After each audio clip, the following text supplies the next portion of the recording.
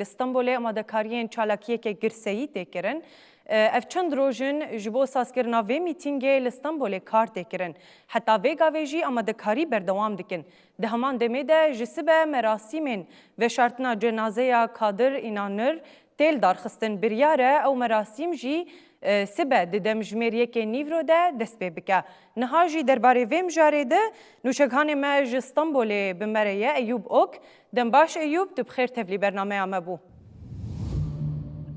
دم باش وشان خوش بله وکی وجی دیار کرد سبل استانبول تو بویارن دیروکی هنه یک میتینگا دم پارتیا پیشنگی دم پارتی استازیان کردی تل دارخستن اف دمک درجه اف میتینگ هاتیه دیار کردن دیروک بانگازی هات بو کردن Armanca mitingi aserekeci azadiya riberi pekeki Abdullah Öcalan o beş kısna pevajuat çareseriye لسر في التمك دريج الاسطنبولي خباتين جلكي درسيتنا كرن تباهي اسطنبولي بشتي دمك دريج دوي استي دا خباتين كرن تباهي باجار نافچه و مترو ستاسيون مترو تاخال كولانا به پیشنگی سازین چاندی و ربرین دم پارتی و سازین دل استیدار کستن سیاست کرد جلكي گرینگی devam ettinga yani jilawrad be jbo hem tevlîkirina civaka pêvajoyê hem jî ev nîqaşên demekî dirêj e ji bo derxistina zagonên li ser pêvajoyê hebû ji bo vê wekî gavekî pêştebir ku hikûmetê neçarê gava ve nebike eger ev girseyî xurtir derbas bibin dê bandorekî wisa jî pêvajoyê bike dê mîting sibehê saet çaran de li qada bavcılar a Stenbolê bêldar xistin Hevserokê Dem Partî Tuncer Bakiran û hevberdev ka Dem Partî Ayşegül Doğan dê wekî axivêr beşdar bibin û dîsa hunermendên Kurd Koma Agirêjiyan û Tara Mamedova dê ser dikevin bi performansê xwe mûzîkê beşdarên mîtingê pêşwazî bikin. Dîsa do agahiyekî nexweş hat Kadir İnanır aktör sînemagerê Türk jiyana xweşdesta ku demeke dirêj bû ji ber nexweşiyên cihêreng li nexweşxaneyan bû dê sibê ji bo wî jî li ser dika Muhsin Ertuğrul merasîma cenaze bêldar xistin saet yekî da îşre li goristana Leventê a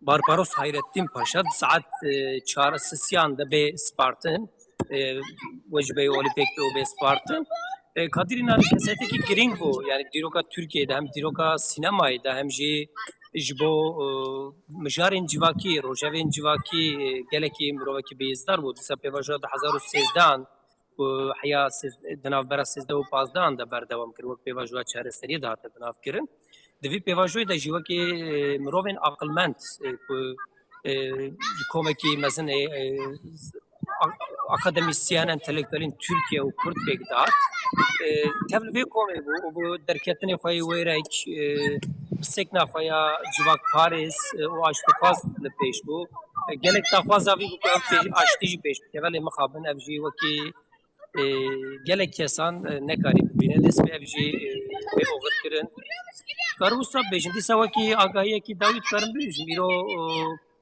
serdema baharê a perwerdehiya Komeleya Lêkolîna Kurdî a Stenbolê bi dawî bû û kesên tev li vê dewreyê bûn di vê serdemê bû perwerdeyê bibûn sê astan de asta yekem duyem û sêyem de li Stenbolê bi seyranekî seyrana derçûnê li dat xistin kurtasî dikarim vê ragihînim li vê Belê Eyûb ez vê jî te pirsim derbarê mîtingê de kîjan sasî an jî partiyên siyasî an rêxistinên civakî bang li gel dikin ku beşdarî vê mîtingê bin yanî tê payîn ku girseyeke çawa li qadê bicive Yani wekî me di serî de jî diyar kir ev demeke dirêj e taybet hani wekî Newroz netê da ki di Newrozê de jî rast xebatekî ev qasî berfirê nedatê kirin ji xwe ji ber cejnekî letewî ye bi xwezayî wisa bangewazî belav dibû lê an hat piştî demeke dirêj e kolan bi kolan tax bi tax semt bi semt bazar stasyonê metro û hemî rê û rêbazên gerê xwe gihandina gel têne bikar anîn û bi vê awayî belavok tên belav kirin bank têne kirin Saziyên çandî di nava vê xebatê dane. Hunermend, gelek hunermendên Kurd, siyasetmedarên Kurd, ku Dem Partî an jî saziya malbatê şehîda dayîkên aştî û her wekî din gelek kesayet tê dane mirov dikare bibêje. Bangewazî dikin, yani dibêjin hem ji bo azadiya rêberê Pekekî Birêz Öcalan hem jî pêşketina aştiyê ev ji bo me pir girîng e. Li çar bajaran tê darxistin. Îro li du bajaran sibê jî dê li Stenbol û bajarek din bê Amedê bê darxistin.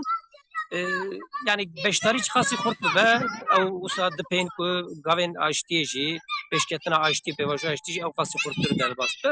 Dîsa Dem Partî divê derbarê da bangewaziyekî li kesê dixwazin beşdar bibin kir. Eger cihê hûn dûr bin navçeyên din bin eger hûn dixwazin bên hûn dikarin serî li navçeyên Dem Partiyê rêveberiyên navçeyan bixin û li wê derê de otobûsan jî erebeyên cêreng rabibin û dikarin bi wê jî bêne baxşinan.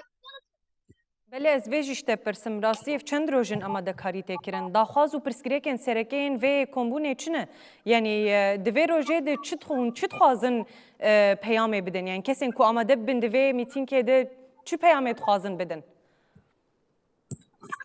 Yani we hindekî girêdayê pêvajoya çareseriyê ye. Ev pêvajo ev demeke derî esas mirov dikare vê bibêje. Ji 2015 vir ve piştî pêvajoya çareseriyê a aştiyê û 2013 da dihat dixwast bê pêşxistin ji aliyê hikûmetê ve hat xilas kirin. Ji wê demê vir ve polîtikayekî çewsandinê a eşk li ser siyaseta Kurd hebû li Tirkiyeyê ji her mirê ve wek torpêçekê girîng hebû. Heta mirov dikare bibêje ku derfetên li hev kombûna du kes sê kesan dahî nedihate dayîn û kriminalize dikirin. Piştî demeke dirî siyaseta Kurd dê cara yekem êdî dixwaze bi gel tevlê bibe. Yani wekî ruhê berê, rehî ku civakê tevlî siyasetê dikir, civakê wekî girseyekî sereke, kirdeyeke sereke a siyasetê dikirte dest û rêveberî siyasetê dikir dest. Esasindekî dê evê vê nîşan bide mirov dikare bibêje. Civaka Kurd an jî civakên aştîxwaz çi qasî xurt tevlî vê bibin dê banga aştiyê jî ew qasî mezin be. Yani daxwaza civakê a aştî di çi astê de civak vê pêvajoyê çawa dinirxîne bendewariyê wî çi ne evê jî nîşan bide. Wek me got armanceke sereke a azadiya rêberê Pekekî Birêz Öcalan e. Ji lewre aliyê Kurd dibêje eger ev pêvajoyê dixwaze bê pêşxistin gavên şêmber ê ku bawerî didin bê avêtin divê bê ku zêde nîqaş bê kirin. Hani wek mijara Pekekê fesêkirina Pekekê nîqaş dikir li berê Pekekê hat fesêkirin. Divê hûn işte Birêz Öcalan jî êdî berdin piştê demekî şert û mercî wê azadî pêş bikeve. Divê eger ev pêş bikeve mijarê dinê ne mijarê pir ew in mirov dikare vana de gav bavêje em dixwazin bawerî ava bibe. Ji bo bawerî ava kirinê jî ev pir girîng e lewma dibêjin gel eger hûn dixwazin ev bibin kirdeyekî vê pêvajoyê wekî birêve bibin û ev gav bên avîtin divê tevlê bibin. Giringiya pêvajoyê ev e yani li Tirkiyeyê wekî me nûçeyê berê da jî nîşan da rastî jî rewşa aborî gelekî xirab e. Mesela îro em dibînin her roj bi sedan kes ji ber operasyonên sûç têne girtin. Sûcên cihêreng ê nû ew çete û her wekê dinê zêde bûne. Ev jî encama qeyrana vê dawiyê bû. Ev 10-12 salên dawî bû. Eger ev pêvajo hindekî bigêje armancê ev pirsgirêkên gel ê ku gêiştina astekî pir bilind qeyranên ku mezin bûne ê aborî ê civakî û ê siyasî dikarin bên çareser kirin.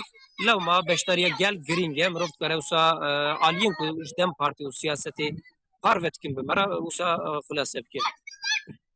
Belê Eyûb mijara di dwa jî ku te jî destpêkê anî ser ziman sibe wê merasîma hunermendê navdar Kadir İnanrın wê were li darxistin. Niha derbarê vê mijarê tu dikarî agahiyan dubare bike. Yani wê li ku derê dest pê bike, saet çû wê dest pê bike wê çi awayî birêve biçe? Belê wê sibe wekî me got Kadir İnanır hunermendek û aktorekî sînemaya Tirkiyeyê de bû. Aktorekî girîng bû kesekî ji aliyê gelek beşên civaka Tirkiyeyê civaka Kurd ve tê hezkirin nirx tê dayîn. Taybet hem bi sekna xwe a sînemayê de hem jî rola xwe di pirsgirêkên civakî rojevên civakî de rola ku lîstê bi wî tê nasîn. Lewma dê merasîmekî xurt ji bo pêşwazîkirinê tê payîn ku bê kirin û dê ew merasim jî saet yekî da li ser dika Muhsin Ertuğrul sahneya Muhsin Ertuğrul a Stenbolê dê bêl darxistin. Xizmê wê hevalên wê ê ku pêra hevalbendî kirine dê li ser keseyeta Kadir İnanır axaftinan bikin û dîsa jiyana Kadir İnanır, Seklawi, Çirokawi, Dirokawi hindeki be parvekirin. Pişta jî saat siyan da ji bo pêkanîna wecibeyên olî pêwîstiyên olî dê bibin mizgefta Barbaros Hayrettin Paşa a Leventê saat siyan da li vê nimêja cenaze bêkirin û pişta jî dê li goristana Ulus a Stenbolê bêspartin. بله از وی پرسیجو کی پرسا داویش بکم نها پشتی مراسمه و سرساغیل کدره ورن کرن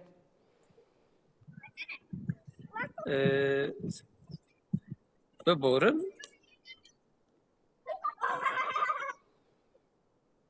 ya sersaxî dîsa wê li Stenbolê bêne pejirandin mirotkare bêje li Akatlarê wê bê pejirandin qebûl kirin. بله گلک سپاس جبوتا ایوب اوک نوچگهانی مجستان بوله بمربو گلک سپاس Spas xwe şaşırtır.